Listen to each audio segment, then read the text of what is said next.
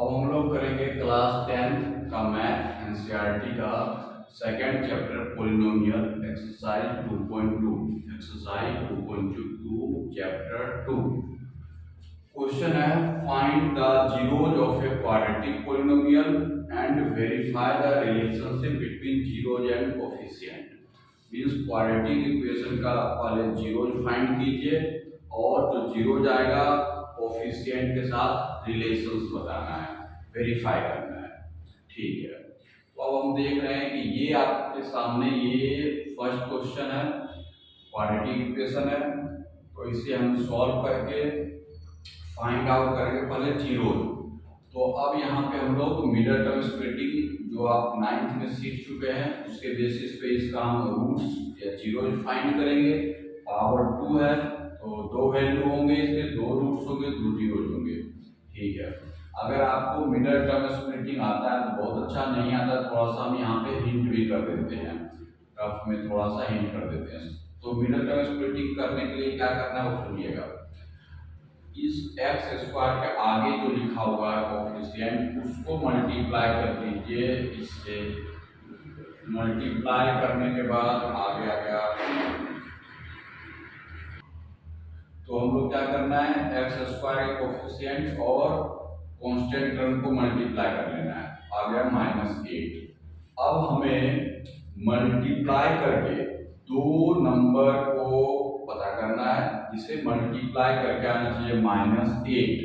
उसी दो नंबर को जिसको मल्टीप्लाई करके -8 आया उसी दो नंबर को प्लस करके देखो, आना चाहिए -2। अगर प्लस करके -2 नहीं आ रहा है तो दोनों को आपस में माइनस करके देखो, मतलब या तो प्लस करके या माइनस करके आना चाहिए। एक्स के आगे जो कोफिशिएंट है वो -2 लाना है। तो अब हमें इसे फाइंड करने के लिए एक बेहतरीन क्या है पहले तरीका सा, इसको प्राइम फैक्टर बना लेते हैं। पहले 2 से डिवाइड किए 4 आ गया, 2 से डिवाइड किए 2, 2 से 4 1 किया।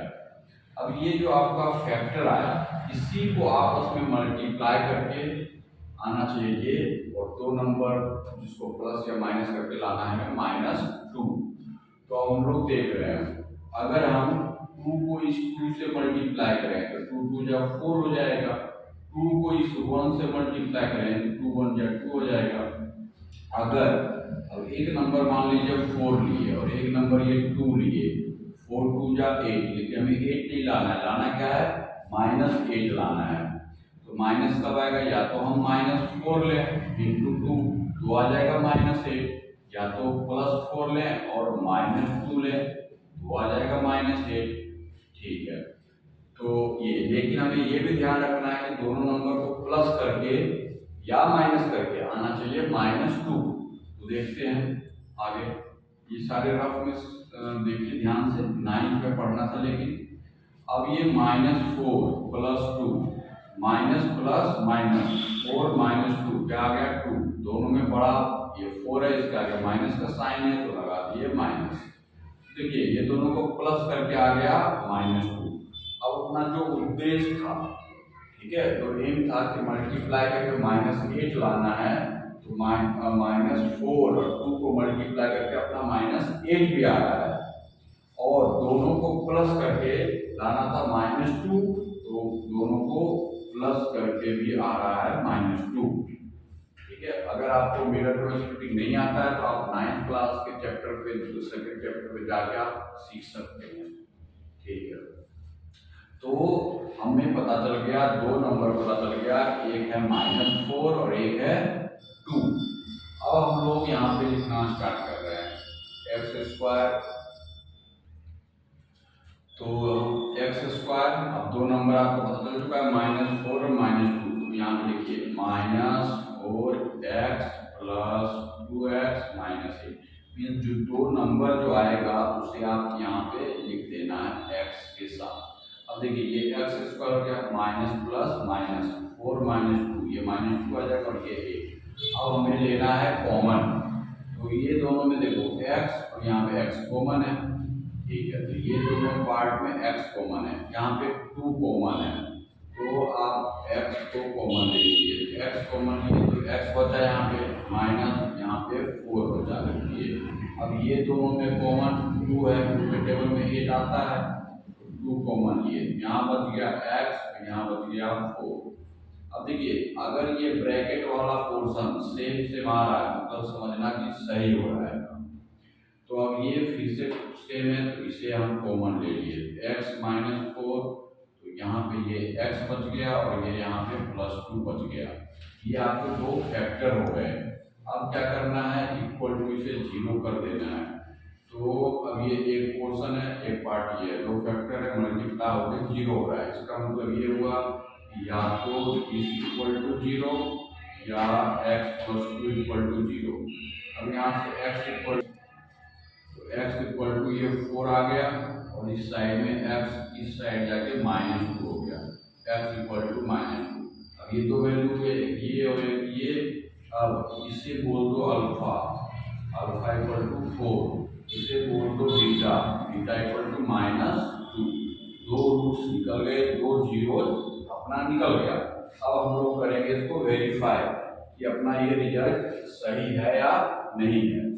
तो अब हम देखिए वेरीफाई करने के लिए अब हम लोग देख रहे हैं किस तरह से इसे वेरीफाई करेंगे।